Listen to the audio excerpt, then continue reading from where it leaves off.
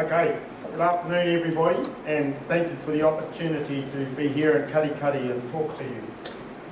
My name's John Scrimgeour, and together with my wife Margaret, we've lived and farmed east of Te Puke for the last 45 years, so been around for a while.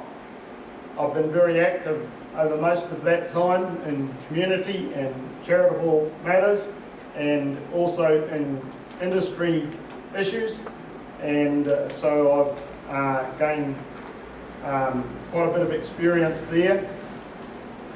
It's culminated the last 12 years. I have been a Makatu Te Puke Ward Councillor on the Western Bay Council, and so I think that's given me a great background to be able to be involved in administration or in service at the regional council.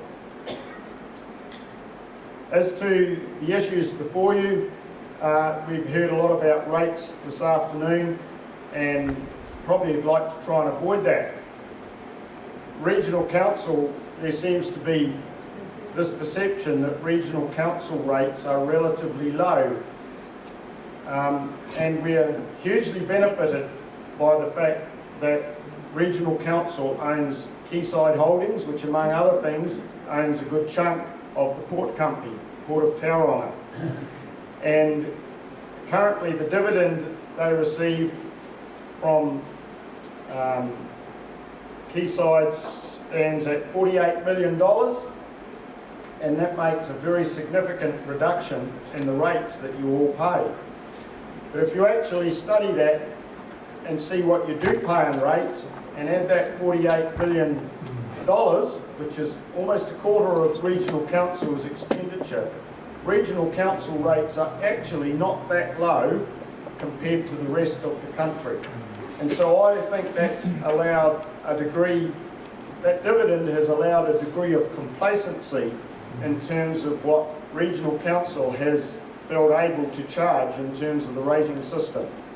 And we heard last week from Ken, as a sitting councillor, how they went through the budget this past year and made a massive reduction in what was planned in terms of a rate increase for this current year.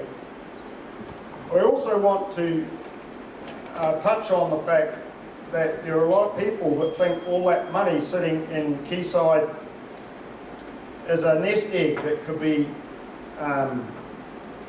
used to do other things in the community. I say you can only spend that once. Look what happened when our government a whole lot of years ago sold telecom, made a few people very rich, and sure, it was poorly run, but it could have been done without all that, I believe. We have to focus very much on issues like public transport that are a big drain also on funds, and increase participation in that to be able to make it more cost effective. There's a lot more we need to talk about, but my time's gone, so thank you very much for the opportunity.